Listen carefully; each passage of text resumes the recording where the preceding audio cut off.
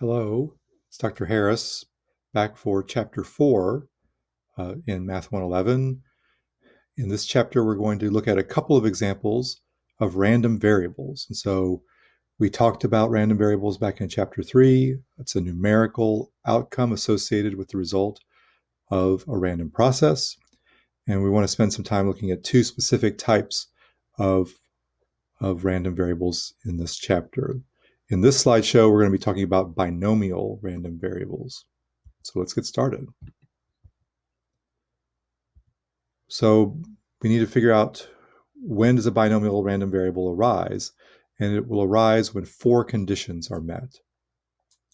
The first of these is that you have to go into the experiment saying, I'm only going to run the experiment a certain number of times. So you specify the number of trials in advance. The term binomial means two names. And so what that means in this particular case is that there are only two possible outcomes that could be named. And we're going to label one of them as success and one of them as failure. So either you get what you want or you don't. Another important part of a binomial situation is that the chance of success, the probability of having a success each time, is the same. So that doesn't change. So we've got a fixed number of trials, which we're going to call n, and we've got a probability of success in a single trial called p. Those are going to be the two most important numbers that we associate with a binomial situation. And then lastly, it's important that successive trials have no influence on each other. That is, the outcome of any one trial is independent of the outcome of any other. So anytime each of these four outcomes or each of these four conditions are met, then we have the variable that counts the number of successes is going to be called a binomial random variable. That's what we've got here. So we can use any capital letter. We will often use X, but if we're counting the number of successes in trials from a binomial scenario where the probability of success in a single trial is P, it's a binomial random variable. And you can see we've got this notation here. X is referred to as binom parenthesis n comma P. That's a somewhat standard notation. We'll see there are plenty of other standard notations, but that's the one that we're going to adopt for this course. So first of all, we're just going to look at, can we recognize some binomial situations? Or given a scenario, is it binomial or not? Well, we've talked about this one quite a bit. Let's count the number of heads and three flips of a fair coin. I want to claim that this is a binomial random variable. Well, let's talk about why. We've got a fixed number of trials, 3. We're only flipping the coin 3 times. Heads is going to be a success, which means tails is going to be failure. If it's a fair coin, then the probability of success each time is going to be 1/2. And I mentioned this in a previous slideshow that we do have independence of successive flips. The way I like to put it is the coin has no memory. Once you scoop it up, it doesn't care whether it was heads or tails on the previous flip. The next flip is going to still have the same chance of being heads or tails. Here's another example of a binomial situation. So, suppose that I'm in the gym and I've got a basketball and I like to, unwind by shooting free throws. And I've shot enough over the years so that I'm okay at it. Let's say that I make 70% of my free throw shots. So I'm going to step up to the line. I'm going to take 20 shots in a row. And I'm just going to count the number of goals that I make in those 20 free throws. So Y is going to be that number. I want to claim that Y is a binomial random variable. Well, let's think about this. Why? Well, I've said I'm going to take only a fixed number of shots. I'm going to take 20 shots. I'm not going to shoot until I make 20. I'm just going to take 20 shots. And the outcome, either I make it or I don't. So it's clearly success or failure based on that.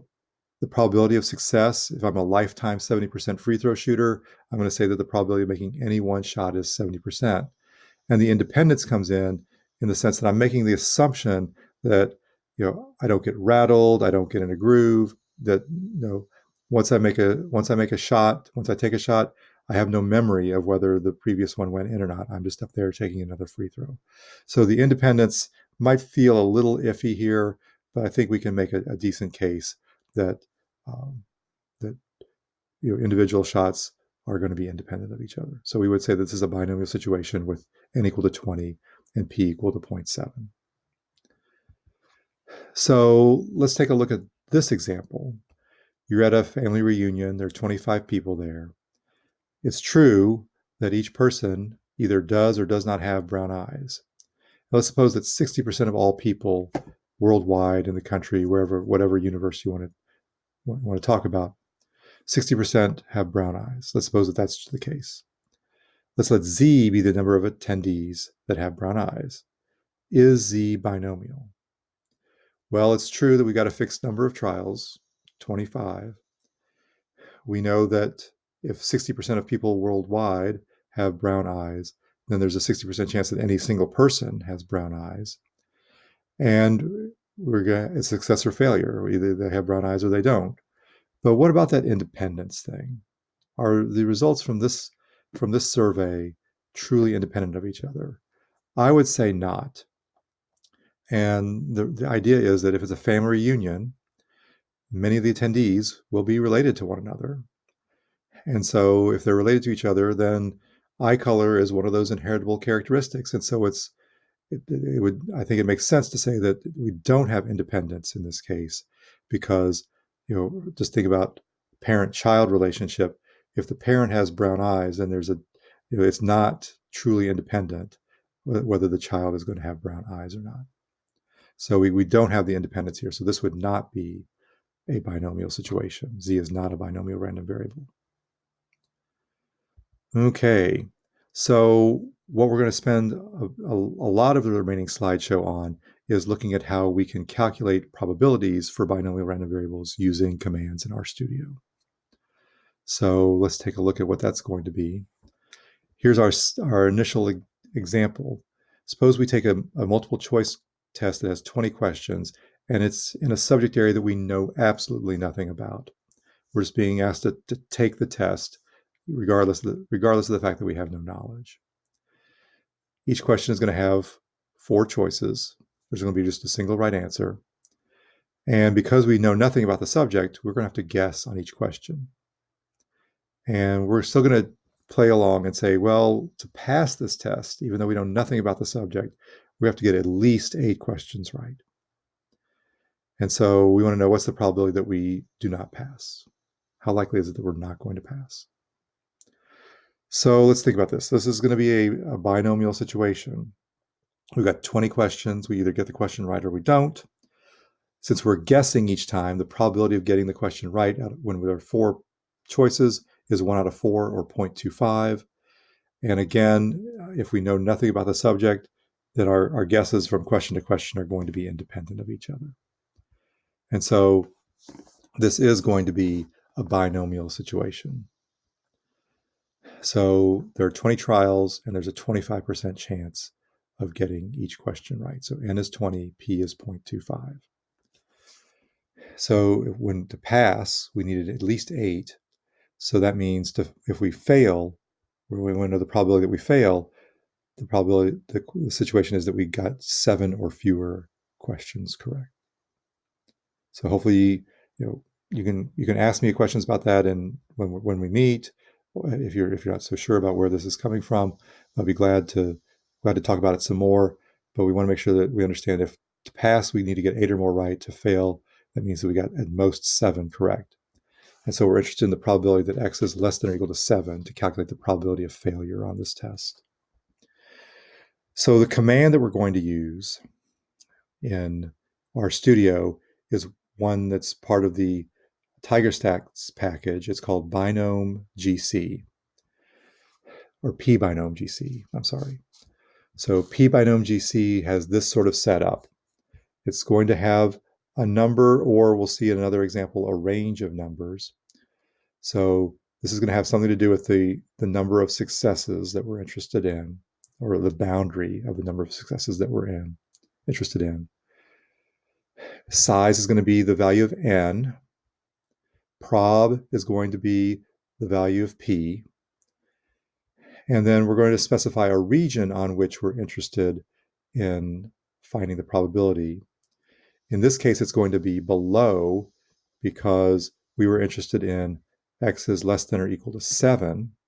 So we want to know what's the probability of getting 7 or below questions right. So that's why our region is below here. And then graph equals true is an option that we have just to see graphical output. And we're going to definitely want to use that because it's going to help us make sure that we actually enter the question. We've set up the range on the front end correctly. Okay, so let's see how this works. So I'm going to just copy and paste this into our studio.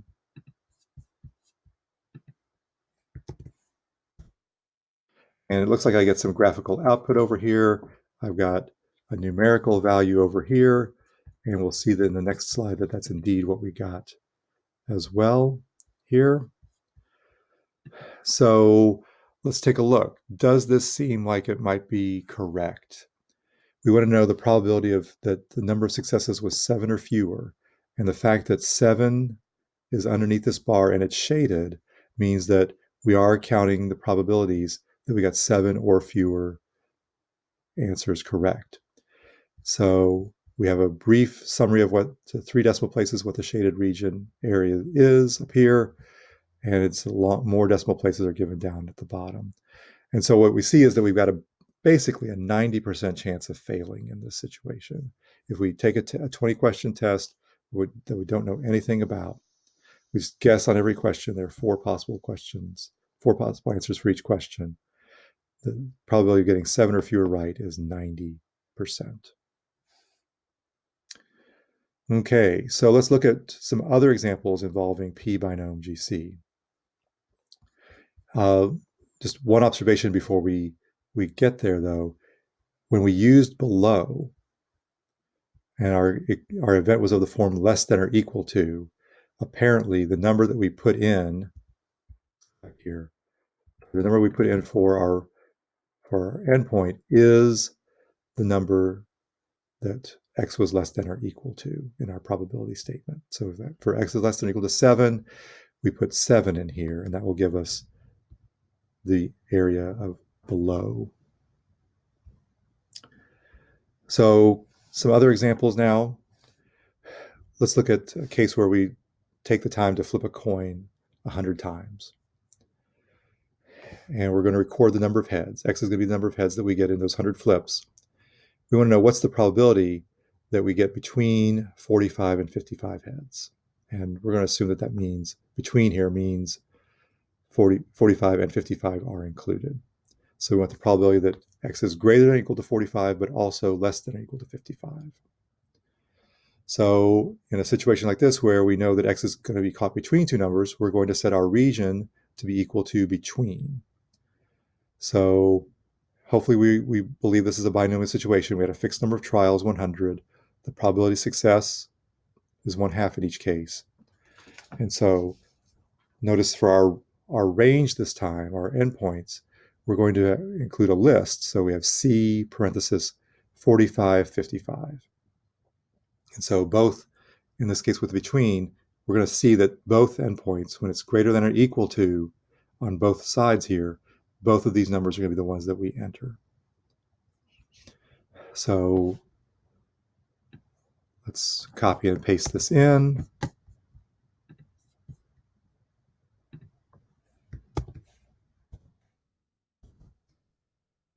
We see we get output. The same output is on the next slide. It looks like there's about a 73% chance that we're going to get between 45 and 55 heads when we flip a fair coin 100 times. And the graph, the shaded region matches up with what we want. We wanted 45 included, and we also wanted 55 included. And those, because we can see the shaded region is right above those endpoints, we're good. And so this is the answer that we're looking for. So again, if we have a between situation and both endpoints are included, those endpoints are the numbers that we're going to enter into our studio. So a couple more examples here. What's the probability that we get less than 50 heads? Okay, so this time we want the probability P of x is less than 50. So because we have it's less than 50 and not 50 or fewer, we know that probably we're going to need to change something about the way we enter this into RStudio. Because when it was less than or equal to, that whatever number it was less than or equal to was the number we put in to RStudio with a region below. And so apparently, if x is less than 50, we want to recognize that that's the same thing as x is less than or equal to 49. Fewer than 50 heads means we get 49 or fewer heads. And so 49 is going to be the number that we put in for our range value in pbinomGC. And rather than enter this into RStudio, I'll just show you the output here. And we see that we do indeed doing this gets us less than 50. And so there's about 46% chance that we would get less than 50 heads.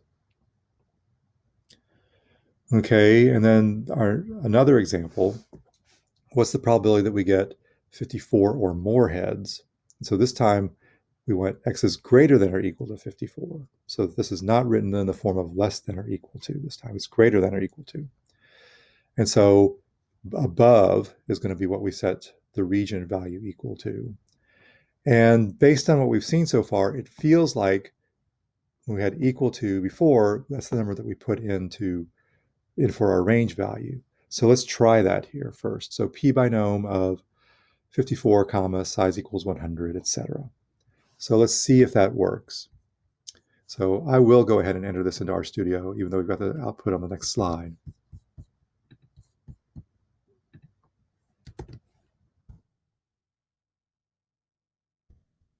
And our first numerical answer is about 18%. But let's take a look at this shaded region. Is it what we wanted? So we put 54 in as our endpoint, but what it gave us, apparently according to this, is the probability that we got 55 or more heads. So this was actually not what we wanted. We wanted the probability that x was greater than or equal to 54, but from our output, it's pretty clear that what it's giving us is the probability that x is 55 or greater. So with the region being equal to above, it apparently is the case that we've got to make an adjustment. And so here's what we have to keep in mind, and you want to take some notes on this, I think. Above treats our problem as a greater than question, not a greater than or equal to question. And so what we need to do is we need to translate a greater than or equal to scenario into a greater than scenario. And so that means that x is greater than or equal to 54 is really going to be treated as x is bigger than 53. So to get the probability that x is bigger than or equal to 54, we actually need to put one less than the number in this slot. And so let's verify that that's the case. Yes. So when we put 53 in as our endpoint, we get the probability that we have 54 or more heads. So we have to keep in mind when the region is above, when we're talking about greater than or equal to inequalities, the above region form of the command is going to need to put in the number for the range such that it's just greater than that number, not greater than or equal to that number. And so our actual probability is closer to 24% rather than 18%. Okay, well, let's think about another scenario. You're going to encounter this a little bit in your lab assignment as well. Suppose you roll a pair of dice 16 times. What's the probability that you roll a 6 or lower fewer than 5 times? Or what's the probability that you roll a 6 or lower at least 7 out of 16 times? Well, if you think about it, you roll a pair of dice over and over again. A success here is going to be getting a 6 or lower. So you're running a fixed number of trials because we're rolling the dice 16 times. A success is going to be getting a 6 or lower. We saw in a previous slideshow that the probability of getting a 6 or lower is 5/12. And successive rolls of the dice are independent of each other. Those results are independent of each other. So we do have a binomial situation. So z, the number of times you roll 6 or lower, is going to be binomial with n equal to 16 and p equals to 5/12. So if we look at question A again, the probability that we roll a 6 or lower fewer than 5 times is the probability that z is less than 5. And the probability that you roll a 6 or lower at least 7 times is the probability that z is bigger than or equal to 7. So I'm going to let you try to enter these into RStudio, and we can talk about these when we get together in class. But I just wanted to get that in front of you, get you to play around with pbinomGC a little bit on your own. And as I said, it'll be part of a future lab assignment as well. In our next slideshow, we'll be talking about normal random variables.